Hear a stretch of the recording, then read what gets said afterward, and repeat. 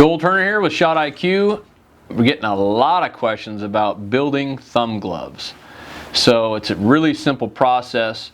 One of the main things is your backing leather thickness. So figuring out what stiffness of leather you need. I use something like this. It's, I don't know, not quite 1/8 of an inch thick. It's fairly stiff. So first things first, now I've got some leather that I've already cut that fits my thumb perfectly. And the cool thing about making these things is you're never going to wear the leather out if you use the right leather. So I'm using Horween's Cordovan, which I'll show you in just a second, that I get at RMS Gear. And then, so you're going to want to figure out what shape do I need. So cut something that's fairly, wider than your thumb, and then you can trim it down from there. But that's where that is going to sit. You want to encompass the joint here. This is where the string is going to sit, on the front edge of this joint.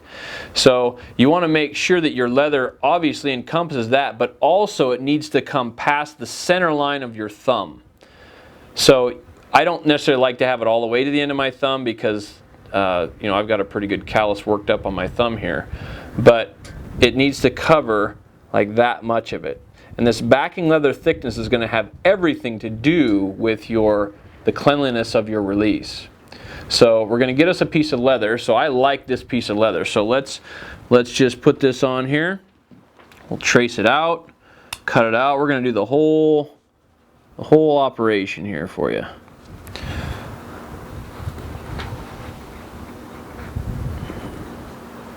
And how I found this particular shape was simply trial and error, folks. So you're going to have to be a little intuitive on what we're going to do with that. Okay?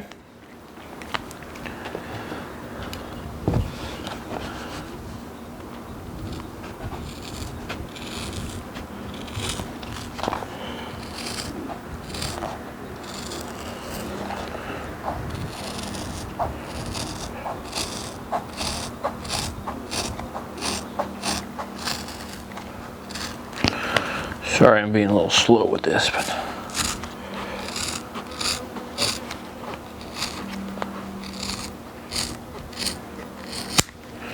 okay, so I've got that piece. Now, we're going to punch a couple of holes in this piece. So again, get it fitted to where you want it. And if you look at this, you don't want this edge over your thumb. You want this edge to be right aligned with the top of your thumb. It's okay if it sticks out the bottom of your thumb. It's just going to be some extra protection. But you don't want this edge to be sticking up over your thumb. So let's get that right down on the edge there. And so if I have that right there, I'm just going to punch a couple of holes in this. Now, where do you want your holes? This doesn't go all the way to the base of your thumb, because if it goes to the base, it affects how your thumb bends. So you want to have this joint, your base joint of your thumb, free to be able to move. So we're going to make sure that this is placed on the top edge and also past the center point of my thumb. And now you can mark this thing. I've already got this other piece marked. You could have somebody just simply, put a couple of Sharpie marks in there. I've got this piece, it's already set. So I'm going to just lay that over there, match those edges up, and I'm just going to put a dot on there. So again, this is our backing leather right here. So now I've got my dots. Where I'm going to put my holes, you can simply take your leather punch, put it over the hole. There's one. And on the distance of these, this is the screw system that I use. It's just a simple screw and Chicago nut, but you'll see that it's a fairly big head on there. So you want to make sure that your distance is wide enough that the heads of the screw don't touch. Okay, so that's how wide your holes are going to be. Once you have these initial holes in there, then we're going to take our Horween's Cordovan, and I've got a piece that I've already made here that that I like. I've shot this piece of cordovan for years. I like this shape. It's the right length and everything. It's already got the holes in it, but if I put this on here, you'll see my holes match up, but it's not quite as long as this backing leather, and that's just fine, because if you have extra, it's just going to be extra flapping around on there. So this is the shape that I like, so I'm going to make a shape exactly like this out of my piece of cordovan here. So again, just like our last thing, we're going to trace this out.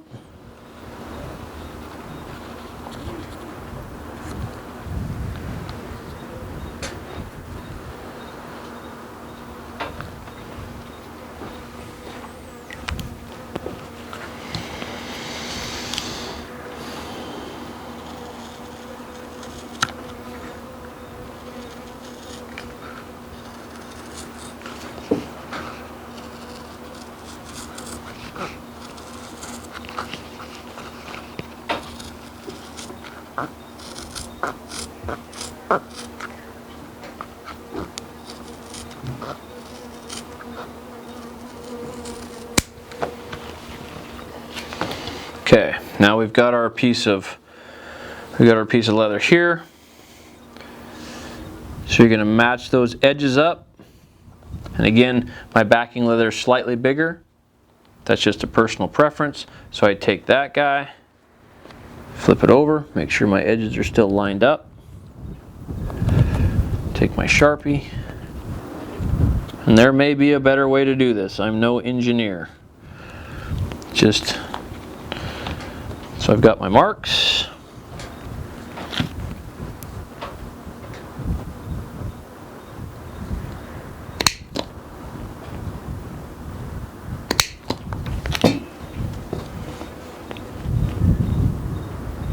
Got a good matchup on there. So now I take my glove, and the glove that I use is a Mechanics Original with the 4X material. And the reason that I use the 4X material is because it is slick on itself and it lasts a long time. If you go with regular leather, you get a lot of wear on this, and regular leather, because these two surfaces are what are going to come together right here. And if it's leather on leather, it's not that slick. So when it gets wet, it gets a lot more sticky, and of course I live in a swamp, so it's kind of tough when you're using regular leather. So I like the Mechanics glove. It fits nice, but the 4X material is very slick on itself, even when it's wet. So I'm going to take this now, I'm going to put this glove on, and I use, I've got fairly big paws, but I still use a medium glove for my shooting glove, because I don't want there to be any extra flap in here, because this is the surface that's going to be popping off. So I want this to be fairly tight on my hand. Like, I can't even extend my hand fully with this, but I can obviously, you know, get a good release with it. So the 4X Original is the one that I use. So we're going to put this on here.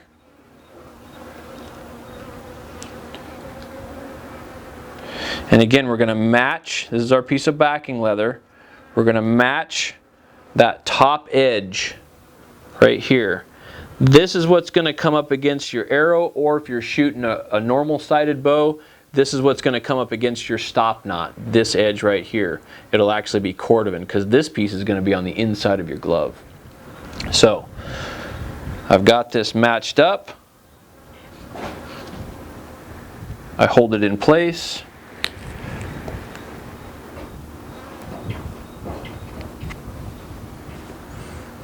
Now I've got my hole pattern on my glove where that's going to be.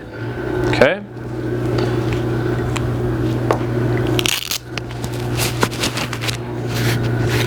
Take that off.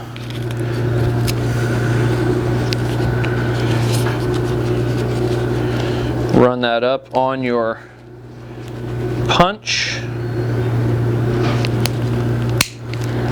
There's one.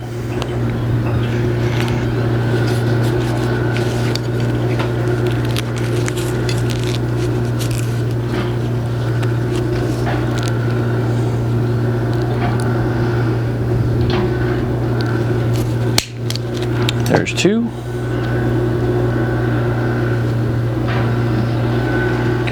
Punch that guy again. Didn't quite get a clean cut on it.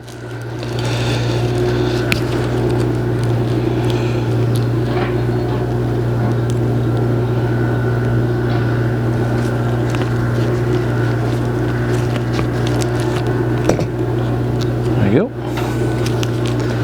Now, backing leather is going to go inside the glove.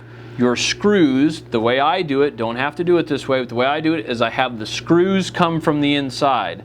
So I take the screws, I put them in the backing leather.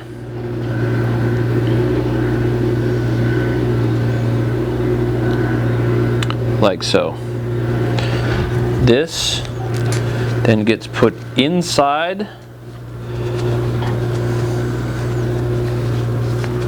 And you can put both pieces of leather on the outside if you like. So I've got my screws protruding from inside the glove. Hopefully that'll just sit right there like that. Now I take the washer portion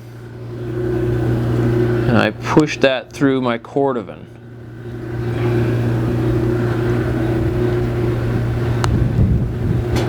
Like so.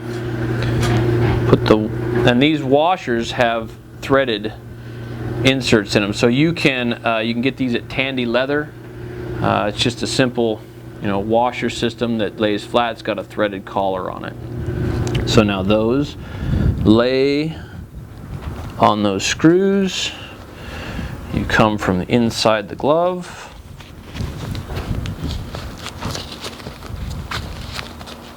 And you're going to expose the screws, and you've got it kind of held together with your other thumb.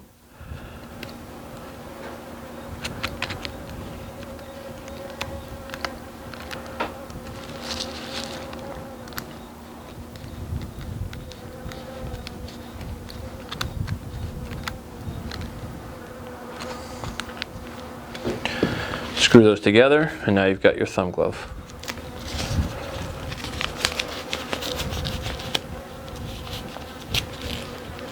I've got my backing leather on the inside, cordovan on the outside, good match on the top. And we've got the right distance, the right bend. If you have too thin of backing leather, your thumb will bend too much. It'll make too much of a hook and you'll get a very grabby type of release. A lot of the thumb gloves on the market, it's too thin and it doesn't protect your thumb that much. If it's too thick, you won't be able to hold on to the string it won't be very strong. So you have to find the right leather, backing leather for it. This Horween's cordovan is the best thing I've ever found for tabs and also for a thumb shooting glove. So this is our edge that's going to be worked. So that thumb's going to be just like so. Visit shotiq.com. Take my online course in controlled process shooting.